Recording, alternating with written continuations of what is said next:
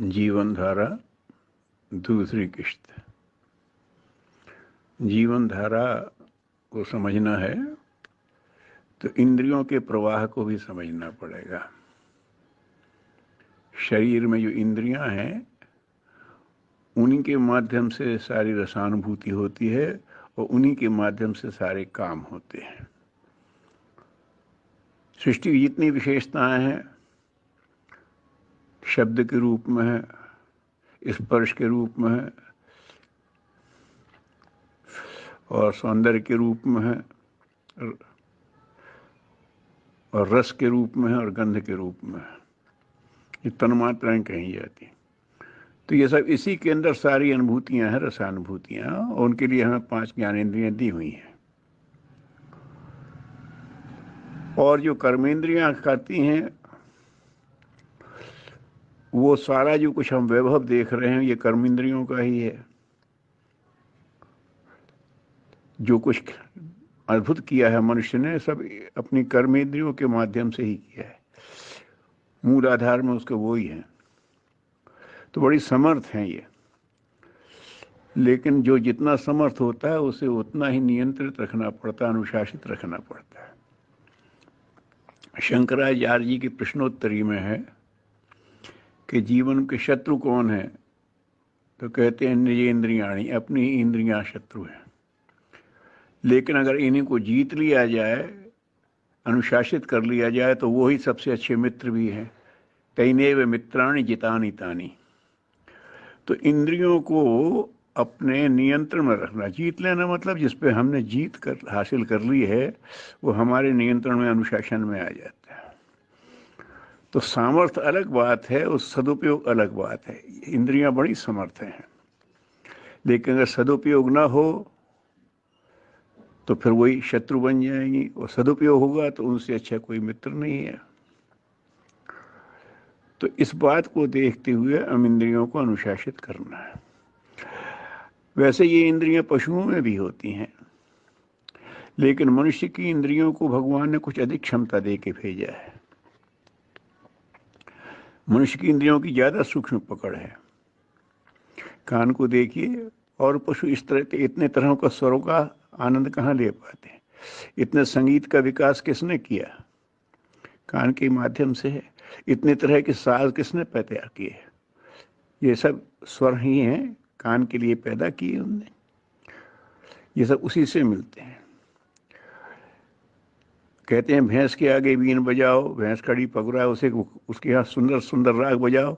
उसके पास वो सेंस ही नहीं है। मनुष्य के पास वो सेंस है, मनुष्य के कान में, कि उन बारीकियों को समझे। ऐसे ही त्वचा में उसे इतने तरह के स्पर्श हैं, इतने तरह के स्पर्श मनुष्य के हैं कि वो उनसे इतना सूक्ष्म विभाजन कर लेता है कि आश्चर्य होता है कईयों की स्पर्श इंद्रिय को क्षमता देख के। आंख में सौंदर्य कितने हैं। आकाश में देखो तो आकाश में सौंदर्य, बादलों में देखो तो बादलों में सौंदर्य, वृक्षों में देखे तो वहां सौंदर्य। आंख है वो, आंख में एक क्षमता है कि सौंदर्य के अंदर सौंदर्य, बारीक के अंदर पौंदर, हर जगह वो देख पाती है। ऐसे ही नाक में कितनी तरह की गंध है, और कोई पशु इत्र थोड़ी बनाते हैं। गंध को परखा, गंध को निकाला, ये सब ये काय को है, ये हमारी गंध की है। जीभ को देख लीजिए, कितने तरह के स्वाद, कितने तरह के व्यंजन मनुष्य बनाता है। क्यों? क्योंकि जीभ वो सूक्ष्म विभाजन कर पाती है। आप किसी जानवर को मिठाई खिला दीजिए, चाहे रोटी खिला दीजिए, उसको सब एक साथ से तो खाना है। लेकिन मनुष्य जब हिसाब से करता है तो ये बड़ी सूक्ष्म है। तो ये सामर्थ्य अगर दी है तो ये किसी उद्देश्य से दी गई है। भगवान का कुछ भी बनाया निरुद्देश्य नहीं है। अगर वो किसी को कुछ शक्ति देता है तो उसके पीछे एक उद्देश्य होता है। उद्देश्य से भटक जाए तो गड़बड़ हो जाता है। तो इंद्रियों को जो इतनी क्षमता दी है उसके पीछे उद्देश्य है। क्या उद्देश्य हो सकता है? उद्देश्य ये है कि इनमें बड़ा पुरुषार्थ है, तो ये जीवन को ऊंचाइयों की तरफ ले जाएं। कान ज्ञान को सुने, त्वचा सही और गलत स्पर्श का भेद करके उसको समझे, आंख सौंदर्य को देखे लेकिन उसमें भटके नहीं, जीभ स्वाद के नाते कहीं स्वास्थ्य के विपरीत ना पड़ जाए, ना कि गंध भी यही है, आदमी करने लगता है, दुरुपयोग हर चीज़ का करने लगता है। और एक बात और है कि मनुष्य के मन में जो संकल्प आता है उससे इनका इंद्रियां भी अपने विषय को बदल लेती हैं। जैसे जो ऐसे वातावरण में है जहाँ चटपटा खाना खाया जाता है तो उसकी जीभ चटपटे को स्वाद लेने लगती है, जहाँ सादा खाया जाता है वो उसमें लेने लगती है। हमें जो गंध आती है हम उसमें अपने ढंग से देखते हैं, लेकिन जो चमड़े का काम करते हैं जो कैसा है उनकी गंध का एक अलग ही वो बात हो जाती है। आँख के सौंदर्य की भी बात है। अगर एक आदमी देखो, हम सुंदर से बालक को देख के उसके प्रति प्यार आता है और पशु देखा तो उसको तो आहार दिखेगा। तो आँख में भी वो क्षमता है। तो ये सब जो चीज़ें हैं इनका आदमी सही दिशा में ले जाए तो इनको दिशा देने का काम मन का है। मन रस लेस के साथ हो, उसमें बड़ी शक्ति है। मन जिस इंद्रिय के साथ हो जाए, अगर हम इस समय सुनने में आनंद ले रहे हैं तो आंख अपने आप बंद होगी, जीव इस समय कोई और मांग नहीं करेगी। मन जिसके साथ हो जाए वो इंद्रिय सशक्त हो जाती है। लेकिन मन का भी कोई भरोसा नहीं है, उसके पास शक्ति तो है लेकिन दिशा नहीं है। इंद्रियों के पास अनुभूतियां हैं लेकिन उन्हें समझ में नहीं आता कि क्या उचित क्या अनुचित। तो उसके लिए मन है, मन में शक्ति है, वो किसी भी इंद्रिय को कहीं भी घुमा सकती है। अगर हमारे मन ने देखा हमारा कोई आदमी कोई चीज़ खा रहा है जायका लेकर के, तो हमें लगता है हम भी खाएंगे और उसको में भी वो जायका ले लेता है। यहाँ तक कि तंबाकू जैसी चीज़ों में जायका देख देख के लेने लगता है। मन में संकल्प आ गया ना, हमें तो इसमें जायका लेना है, वो जायके का प्रदर्शन करता है, हम भी करते हैं। बच्चों को ये तरह तरह के जंक फूड इसीलिए तो बता देते हैं, उसमें वो नाटक करके खिलाते हैं, ऐसा आनंद आया इसको खाने में जंक फूड को। बच्चा उसी रस को लेने के लिए करता है और अपने मन से उसमें वो रस पैदा भी कर लेता है।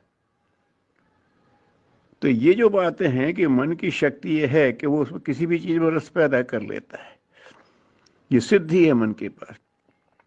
लेकिन उसके पास दिशा नहीं है। तो मन से प्रार्थना करो कि भैया जब तू किसी चीज़ में रस ले सकता है तो हमारे हित में ले, रस के लिए उधर भागता क्यों है?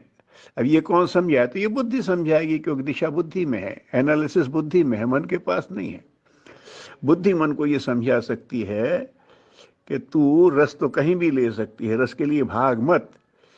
ये मन तू जहां बैठ जाएगा वहीं रस आ जाएगा। लेकिन उसमें रस ले जैसे हमारा हित है तो क्या बुरा है? तो मन को समझ में आ सकता है। लेकिन बुद्धि भी अपने में आप में ऐसी नहीं है, वो भी वातावरण से प्रभावित होने लगती है। अपने पूर्व संस्कारों के हिसाब से बुद्धि उसी का है। मांसाहारी मांस के पक्ष में तर्क करने लगता है, शाकाहारी शाक के मार्ग में तर्क करने लगता है, धूम्रपान करने वाला उसके बारे में बुद्धि करने लगती है तर्क, इसके ये फायदे हैं ये फायदे हैं, बुद्धि भी बहकती है। तो गीता में भगवान ने कहा इंद्रियां बड़ी समर्थ हैं, इंद्रियाणी परान्या हो, लेकिन उससे ऊपर मन है और मन से ऊपर बुद्धि है। और बुद्धि अगर बहके तब तो यो बुद्धि प्रस्तो तुषा, उसके ऊपर चेतन तत्व है, आत्मा कह लो या परमात्मा कह लो। तो अब क्या करें? अगर इंद्रियों को सही दिशा में रखना है, अनुशासित करना है, उन्हें अपने हित में प्रयोग करना है तो ये पूरा लिंक, ये पूरा प्रवाह समझना पड़ेगा। इंद्रियां मन से जुड़े, मन बुद्धि से जुड़े सम्मान पूर्वक, और बुद्धि उस चेतन से जुड़े। वो पूछे कि आपने इनको क्यों बनाया, तो बताएगी कि इंद्रियों को हमने व्यसन के लिए नहीं बनाया है, अच्छी रसानुभूति भी हो सकती है। तो किसी चीज़ का सदुपयोग वहीं होगा जो उसका निर्माण करने वाले ने बनाया, वो अच्छे उद्देश्य के लिए बनाता है। अब फिल्म का जिसने बनाया था बहुत अच्छे उद्देश्य से बनाया था, हम उसका दुरुपयोग कर रही है, अलग बात है।